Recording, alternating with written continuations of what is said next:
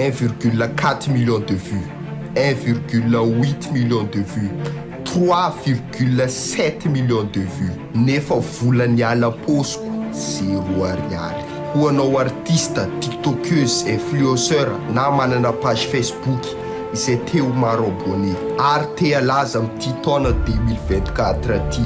Noho hatramin'ny farany ty vidéo ty fa vitsy de vitsy olo manambara izy ty.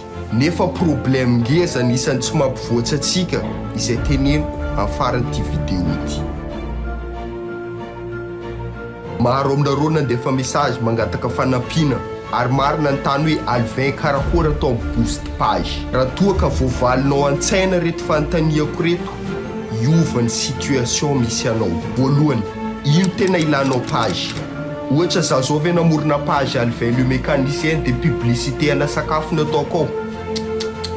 Ino de fa éviteo. Mijanona maha-professionnel anao. Faharoa, tianao ve zavatra ataonao? Maro amintsika manko mahita ny namantsika manao hira reny de teanao koa satria te halaza. Ny olana nefa mety tsy tianao le zavatra de ajanony fa tsy ho avy lavitra zany mihitsy ianao fa lany andro fotsiny. Raha tonga eto moa zany ianao de asaiko anisy réaction rapide amin'io ambany io. Fahatelo, ny matériel ampiasaina. Eto ny mahatavela ny akamaroan'ny olona rehetra satria maro amintsika manko mihevitra hoe tsy maintsy mila caméra pro, micro na ordinateur vao afaka milancer zavatra amin'ny Facebook.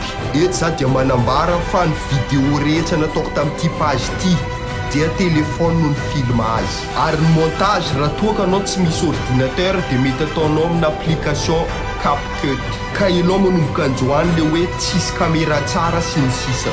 Fa atomboy amin'ny zavatra nananao na ny appareil jerenao an'ity vidéo ty de atao ve mavita azy. Faefatra, fanatsarana. Atsarao foana ny zavatra ataonao satria vao maika izy tsara, vao maika izy misy valeur. Tsy mitovy mihitsy anao zao hivarotra an'ity telefony ty amin'ny sisin-dalana sy anaty labotiky. Satria anao tonga eto, aleo teneniko ny olana goavana tsy mety mampalasa ny pagenao. Tsy inona izany fa ny fanaovana zavatra miavaka. Maro amintsika artista mameriberina zavatra efa nataony maro. Ohatrany hoe mamorona film efa nataon'olona fa ny personnage fotsiny no voana. Raha izany no nahazatranao de elao manomboka androany. Ny olona te hijery ny zavatra tsy tovizanao amin'olo-kafa. Farany, aza kify.